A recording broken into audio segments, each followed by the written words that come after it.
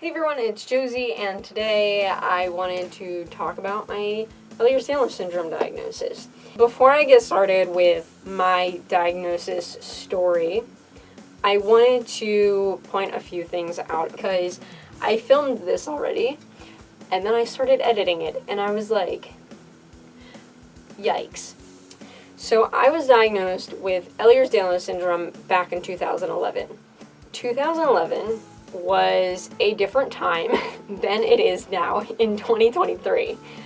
In 2017, the Ehlers Danlos Society released a ton of new updated information about Ehlers Danlos Syndrome.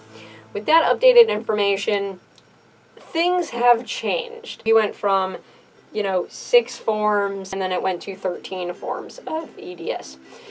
There was not a lot of information out there, and I want to paint the picture a little bit with how difficult this was. Information about EDS is way easier. We have social media. We have so much information out there. The numbers for Ehlers Danlos Syndrome now is 1 in every 2,500 to 5,000 people. Back in 2011, the numbers were 1 in every 250,000, which is a very big difference. When you went to go get a diagnosis, you had to see a geneticist. Now you could potentially, if you showed signs of hypermobile EDS, other doctors could diagnose that.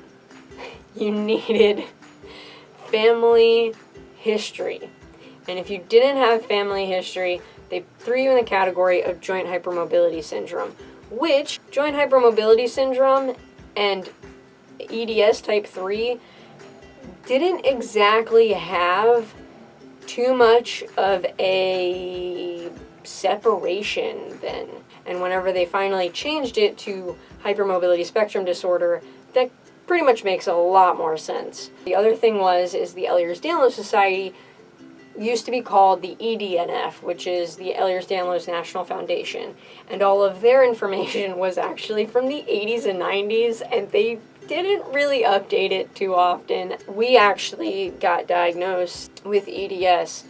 The main things that we got told was we don't know when doctors were going to start understanding this condition, and we don't know when this will ever be understood by the general public. Change your lifestyle now as a teenager. Start researching and keep up with all of the research that's coming out, because you're going to turn into your own advocate. So let's move on to my diagnosis story.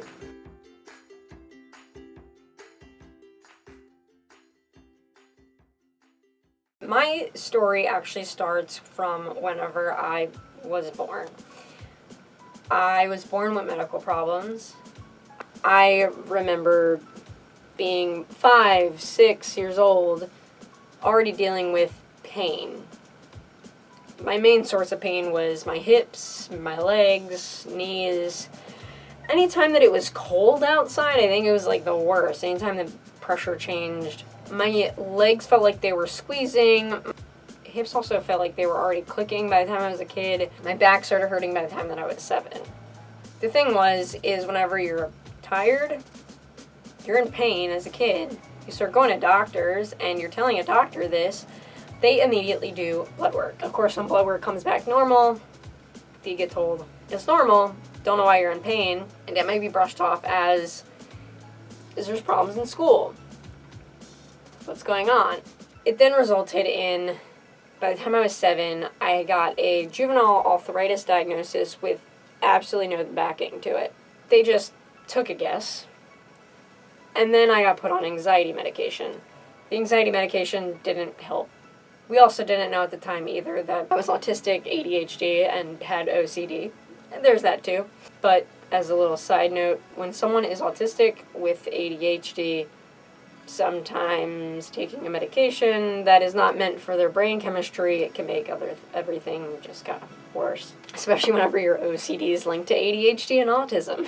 So, fun. I ended up being thrown on and off anxiety and depression medications, and it was just a way for doctors to have something to lean on every single time I complained about pain. For them to up medications, change medications, because, well, you keep saying you're in pain, there's nothing wrong. I was in elementary school, and I started noticing people sprained their ankles. They landed on crutches. But when I sprained my ankles, I just had a brace in my shoe, and I was walking.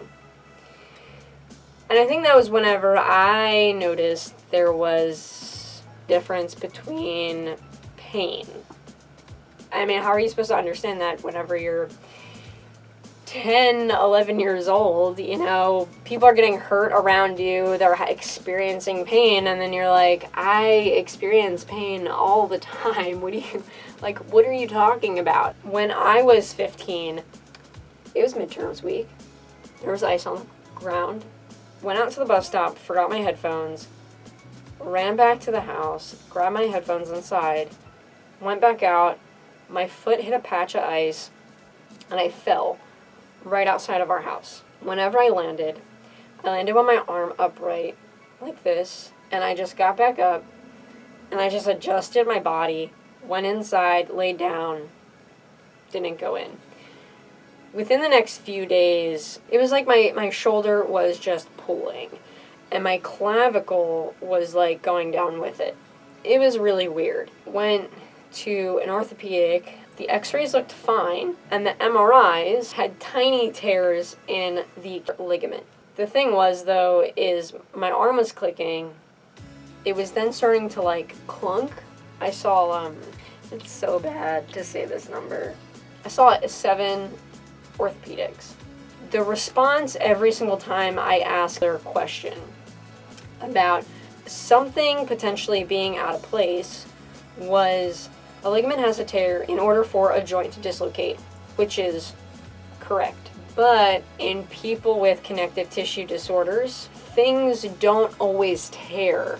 Sometimes they stretch. The doctors were telling me this meant that I had tiny tears. And my joint was still in place. So how would it pop out of place? That would turn into this circle of, you have anxiety and depression, right? You're on these medications.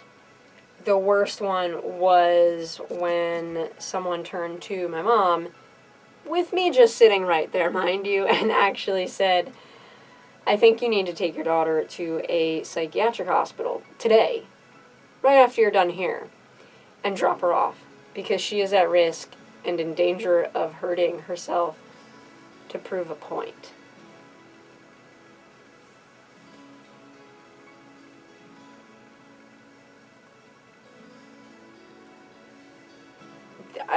There's not...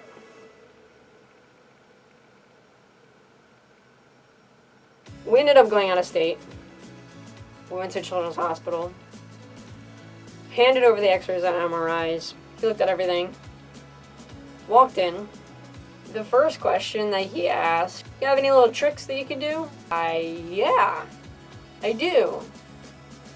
And I started to just do all these little tricks. I can do weird things. I'm aware of it.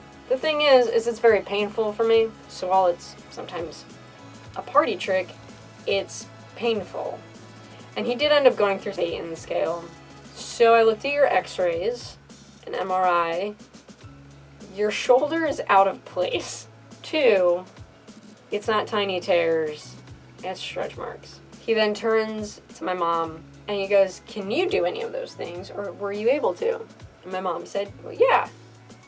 But, I started teaching myself how to not overextend, but, I'm in pain a lot. Have you guys ever heard of Ehlers Danlos Syndrome? And what is that? I walked out of that appointment with a geneticist referral. I had to then do a ton of x-rays on different parts of my body. And I left with a type of shoulder immobilizer that I then had to wear for about almost 5 years until I had my shoulder surgery to help my shoulder stay in place. When I went to their geneticist, unfortunately, because we didn't have like any family history, they labeled it as joint hypermobility syndrome. 2 weeks later, my uncle called and asked if we ever heard of Ehlers Danlos Syndrome. He got diagnosed with EDS because he knew that myself, my mom, our aunt had these weird issues, and they took that as enough. So it did end up getting changed on my paperwork. One of the reasons I never talk about being diagnosed with hypermobile EDS is because now that the recent stuff came out in 2017, we did realize that we were very likely not diagnosed with the right form of EDS. We didn't have enough family history at that time for them to genetically test us, and they kind of just threw us in the category of hypermobile. I don't really talk about my experience with heads. I'm not entirely sure if I actually have that form. But that is my EDS diagnosis story. So many people may have heard of EDS before they get diagnosed, and we were actually some people that we've never heard of it. But that's just because there was pretty much no information about it. But it wasn't anywhere. No one was talking about it. It was considered so rare that if you had it, you just kind of were, you were like practically on your own. Anyways, I hope you guys have a good day and a good week. And I will see you soon. Bye.